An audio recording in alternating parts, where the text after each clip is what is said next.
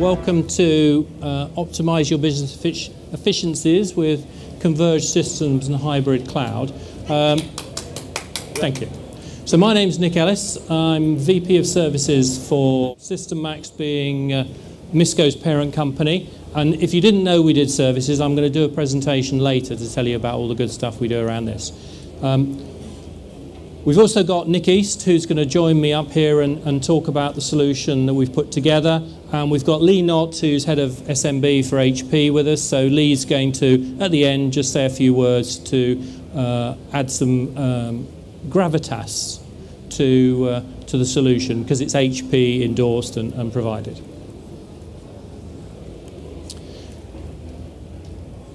So I want to cover off today's IT environment, the changing face of SMB, and the empowerment through the Systemax stack, which we put together with our partners HP and Zynstra.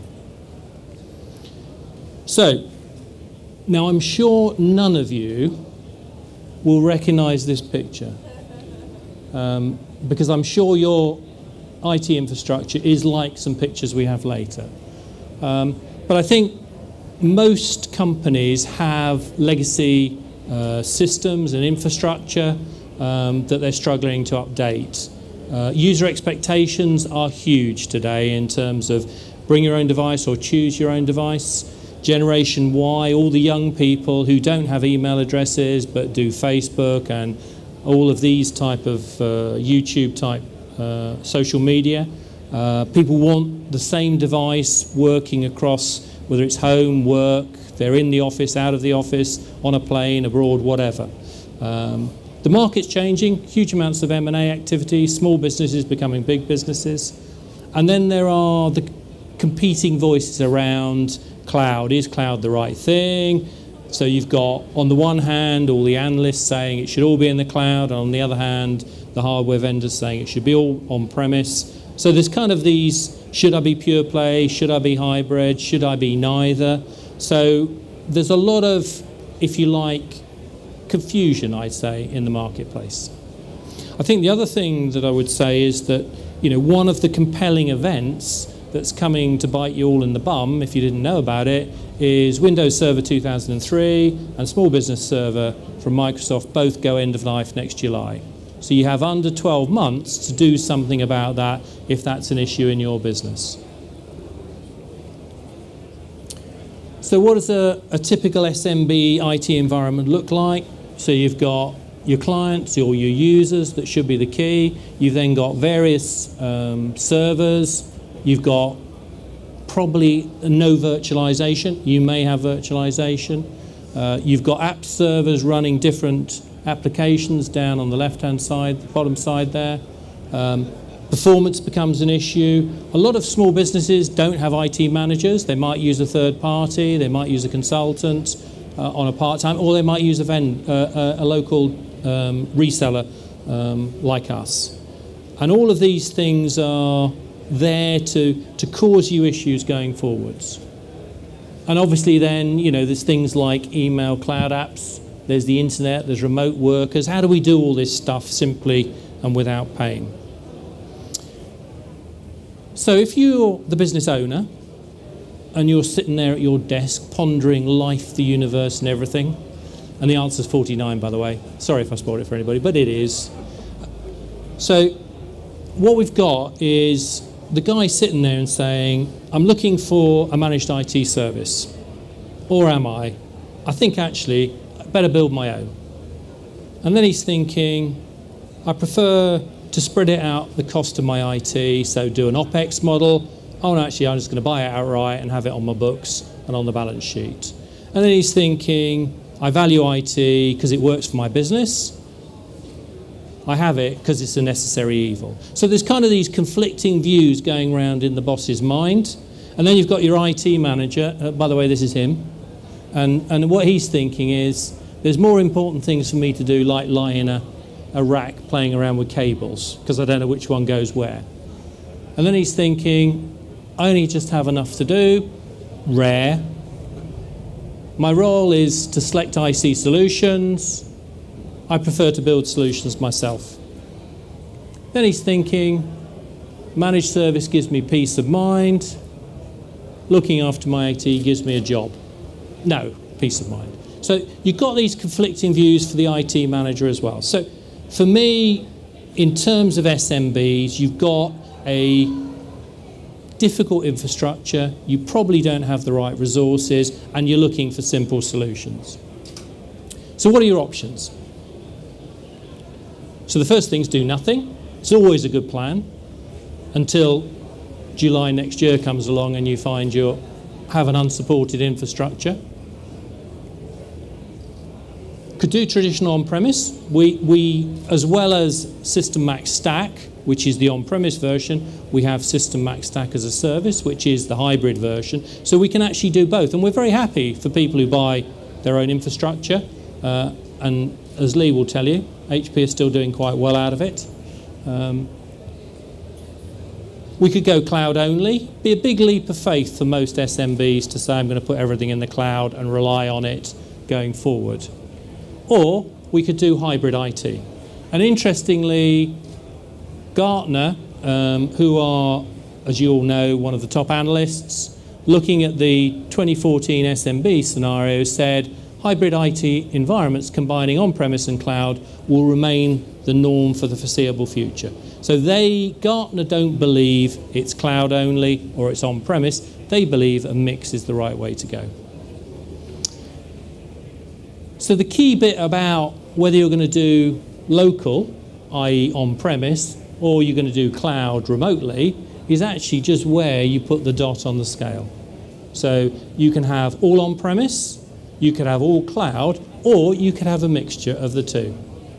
But getting to the right, so is it a private cloud, or is it public cloud, or is it a hybrid cloud? There are a lot of different options in there. Do I buy my software to have on the on-premise side, or do I use software as a service out of the cloud, like Microsoft 365 as an example? So there's kind of a lot of choices there to be made, but I think the key bit is, how do you actually create this simple hybrid environment? And the answer is Misco, HP, and Zynstra. All right? So gives me great pleasure to introduce Nick East. Nick's the Chief Exec of Zynstra. You probably have never heard of Zynstra, and if you haven't, you should have done. All right? So I'm going to let Nick tell you about the solution we put together with HP and why we believe it's the right way to go for the future. Nick? So Zynstra, we are a software company. We've been around for about 3.5 years. Had customers live on the platform for about 2.5 years. A team that's built sophisticated management software systems for many, many years now. Based here in the UK. I'm going to tell you a little bit about what the solution is, but obviously there isn't time to get into a huge amount of technical details. A couple of our guys at the back, if anybody wants to go into more detail, we'll have both on the education side, because we have an education-specific version of what we sell, and also on the commercial side of the SMB business. So let me maybe recap a little bit and drill into some of what Nick has just been saying. So if hybrid is the new norm, certainly the Gartner guys believe it is. I think if you go back about 3 years when we first started talking about our solution, a lot of people were saying actually everything is moving to the public cloud. There will be nothing other than the public cloud in the future. We certainly didn't believe that. We didn't believe it was the right answer. But certainly there is a challenge here as to what you choose. And that challenge is driven by a number of factors. I've pointed out another quote here that came from the same report by Gartner. Something else that we looked at is this sort of disparity between vendor solutions that tend to be focused towards big enterprises with big data centers, and vendor solutions that are focused towards the SMB market. So some of the venture capitalists would say the SMB market is the worst served for new technology. Vendors tend not to come with new technology directly built from the ground up for SMBs. They tend to take big enterprise technology and then try and sort of repackage it and resplice it. So we went after this kind of hybrid space and also looking specifically on how to build a solution from the ground up. But just because you build a solution for an SMB, it doesn't mean it shouldn't have all of those standard characteristics you'd expect if you had a big IT team behind you, making sure everything is running, keeping the lights on, making sure everything's up to date and current. So those are the principles behind what we do. Nick mentioned a couple of challenges. You know, SBS, may it rest in peace, is no longer being sold. It's still supported if you have it for a period, but it's a product that Microsoft don't sell anymore. And of course, Windows Server 2003, as Nick mentioned, is end of life next July, end of support next July. And in any case, typically there are challenges around server refresh. And so, some of the people here, you might be asking yourselves, anyway, I've got a server or I've got a piece of core infrastructure that I need to update. What should I do? What blend of assets should I choose? And then there's the CapEx versus OpEx question. So on the whole, most FDEs, most financial people would say, hey, I'd much rather have an OpEx model. But of course, there's also an ROI question around, does it make more sense to buy from a cost-effective perspective, or does it make more financial sense over the long term to run as an OpEx? So we tried to bring this solution with the kind of the best of both worlds. I think maybe one thing to say in the education space, I think now most schools have IT that lasts at least 5 years. I think the IT refresh cycle has now increased again to about 5 years, and the budgets are reducing. And on that basis, a lot of schools are now looking at how do we handle things on an OpEx basis, because I don't have the same CapEx capability that I used to have. But there are some other factors. How do you feel about security and data? You're asking yourself, am I happy with my data locally? Am I happy with my data in the cloud? Am I regulated in some way? Can I have a blend? How am I served for connectivity? Will the applications that I want to run in the cloud or store in the cloud, do I have an affordable level of upstream and downstream connectivity to be able to access them? And then what do I feel about control? That question that Nick was asking about the IT manager. Do I feel more comfortable if people are running a managed service, or do I feel more comfortable if I'm completely in control? So we've tried to take all of these questions and provide a kind of best of both worlds answer that has some flexibility depending on which of these where you fall, which side of the line you fall. So we're not religious about which applications you run on-premise. We're not religious about which applications you run in the cloud, but we believe if you have a hybrid requirements, we can provide the best way for you to be able to deliver that quickly and manage it cheaply and get an enterprise-grade IT experience. And we're calling it SystemaxStack as a Service. You can find out more about it. It's on the front of the, you'll presumably be getting catalogues, or you'll see the catalogues around today. It's on the front of the catalogue and the rear two inside pages as well. Give you more detail on the solution overall. But the principle is, if we kind of boil it down to what you get is an HP ProLiant server, rack or tower, that's scale out. So if you only need one, that's fine. If you need more than one, then it provides resiliency and redundancy.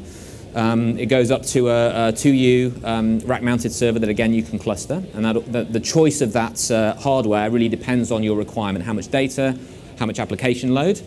But it comes out of the box preloaded with a virtualization environment and preloaded with the core IT functions you'd expect you would need. I'll go into that in a little bit more detail on the next slide. But essentially what you get is an appliance. You get a server that's ready to roll. When it turns up and you plug it in, it then connects into the management cloud. And the management cloud then allows you to manage it from then on. It should be up and running in less than an hour from out of the box. The capabilities allow you to run whatever applications you want. So there's VMs that allow you to install and run and configure to your heart's content if you want to build your own for certain applications. And there are other applications that are fully managed. So you can choose from those and say, actually, I don't really need to bespoke or specialize my AD environment. Or if I'm keeping an Exchange on-prem rather than a hosted one, I don't need to specialize it in some way. So I will take that on an OpEx basis, and you can manage it and patch it for me. So you can make those choices on an application-by-application basis.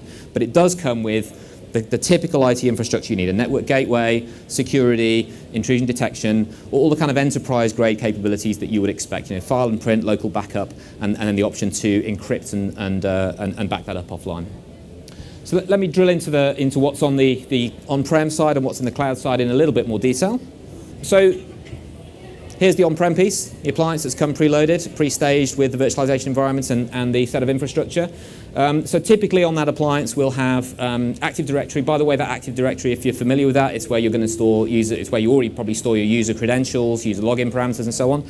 We don't do anything special with your use of that Active Directory. So if you're accustomed to it as an IT manager, of being able to manage your own group policy, you do that in exactly the way that you normally would. We provide the capability for users to use a much simpler user interface to be able to change passwords and do that regular capability, but you don't have to take advantage of that. You can just use AD exactly as you would use it today. But of course, it's come preloaded and it's managed. So that means we'll keep it up to date, we'll keep it current, and so on.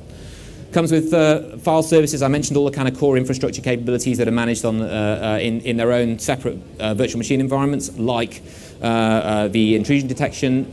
So we'll do also antivirus scanning on anything that comes in, anything that sits on the file server, and we provide obviously local file and print services as a kind of a core minimum. So even if you're running almost everything in the cloud, you can have a little box that runs in the corner of the room, that's managed from the cloud. You can manage it through a cloud portal from wherever you are, and that delivers that as a cloud experience, all of that local capability. Or you can have a whole lot more as a set of managed applications that are being executed locally and running locally for whatever reason. It may be that you need that data to be stored locally. It may be responsiveness. It may be latency, and so on.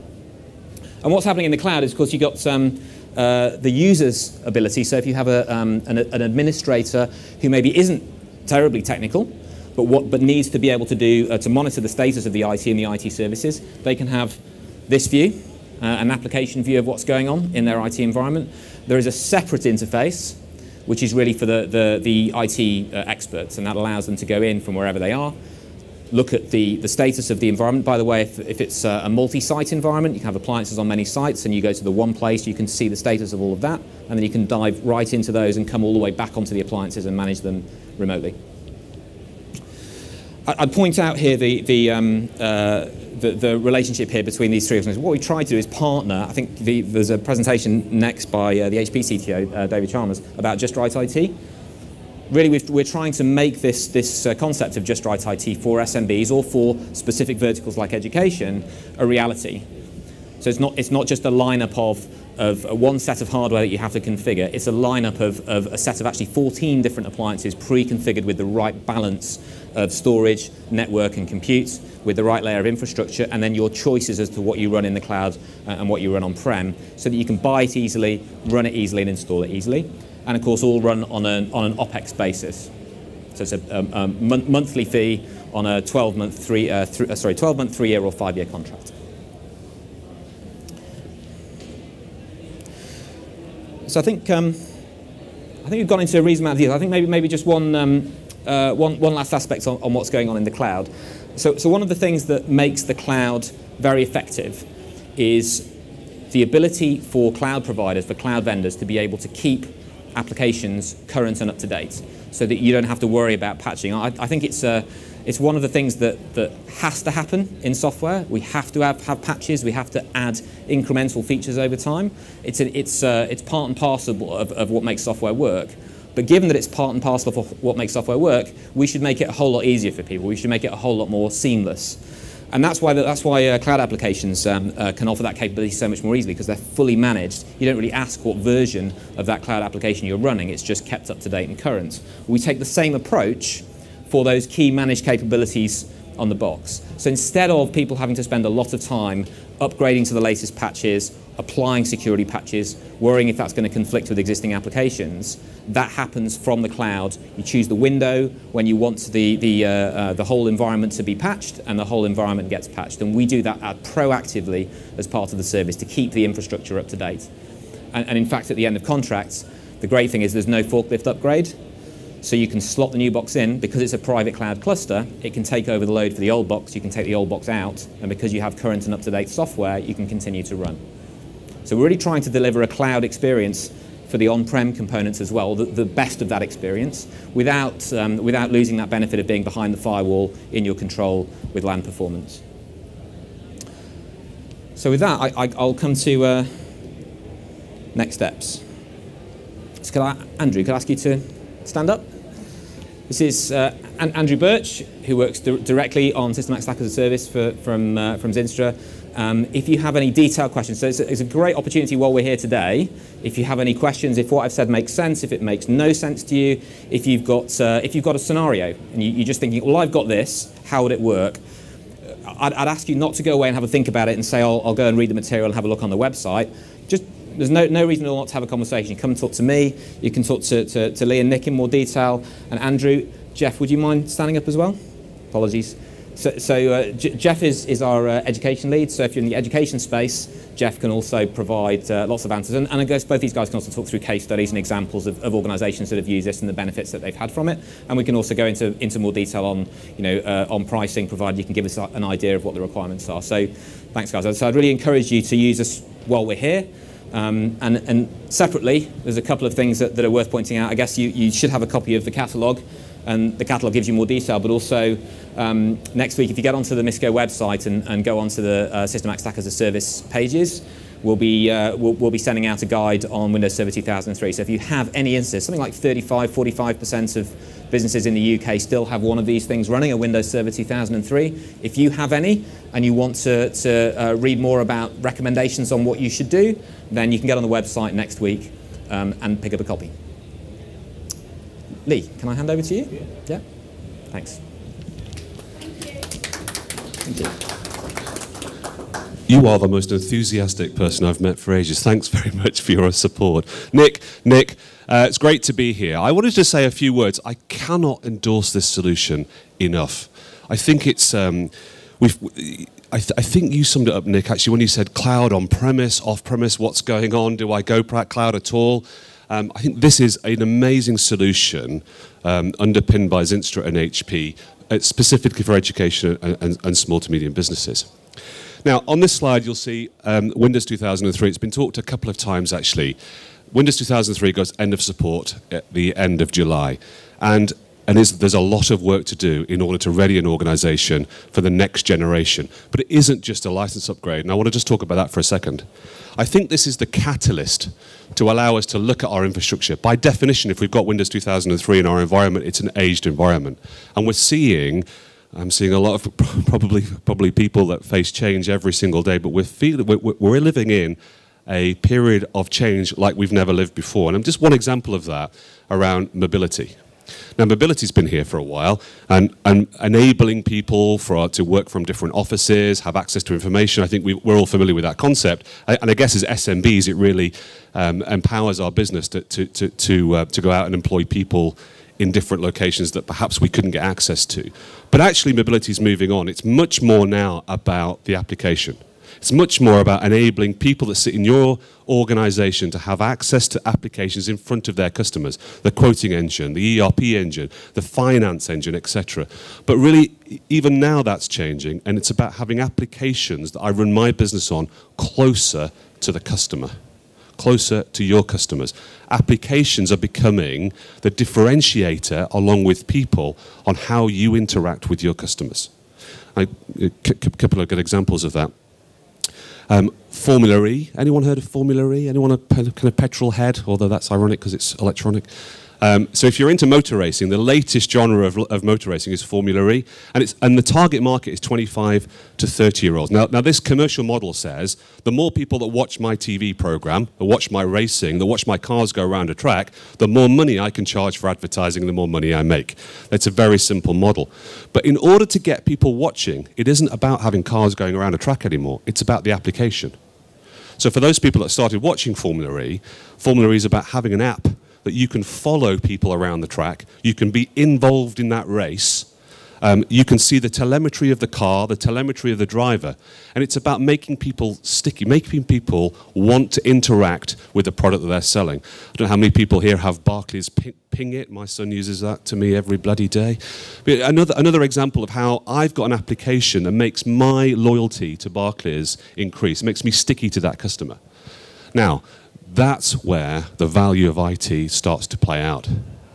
And the reason I kind of bore you with that story so much is because if we're spending all of our time managing Windows 2003 end-of-life programs or keeping patches up to date, we have no time to really deliver the value that IT can really bring to a business. And this is an overused expression, and it comes from an enterprise, right? Enterprise customers see the value in IT. SMB customers have typically, historically, seen it as a necessary evil. That is changing. So for me, the big deal about this is trying to give you time back to manage, so you don't have to manage your infrastructure, the catalyst being 2003. So take a look at your environment and say, do I need to go cloud? Do I need it on-premise? Do I need it off-premise? I think this is a perfect solution. And just selfishly, from HP, why is it built on HP? This technology has 50% more sensors in the server than any other server out there. Is that important? Well, you don't own the kit, but it's still on site. If it goes down, your business goes down with it. So you want a server platform that's completely reliable, hooked into the managed service through Zynstra, so we know if something's going to happen before you do. It's also probably going to be in your office. These are the most efficient servers on the marketplace today. So it's quiet, it doesn't consume a lot of energy, and it doesn't give out a lot of heat in your office. So it's built on some very solid foundations. So I just finished where I started from. The whole business benefit of this, I think, it gives you time back to get your business, get IT in front of your customers, to leverage those applications and make them mobile, to enable your people to do more and be more efficient on a platform that takes away the headache. Thank you.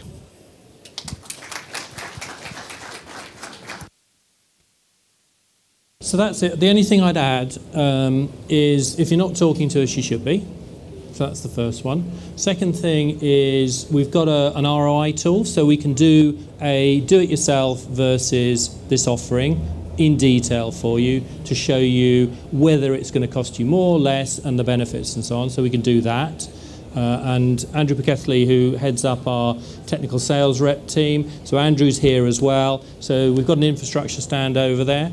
But equally, we won't give it to you, drop it on premise, and then expect you to do everything yourselves. So we've got a full set of migration services and support services. But the key thing is we will then monitor and keep you current going forward without you having to worry about it. So it's trouble-free IT for the future. So with that, any questions? If not, talk to us. We're all about. We'd love to do that. And thank you very much for your attention.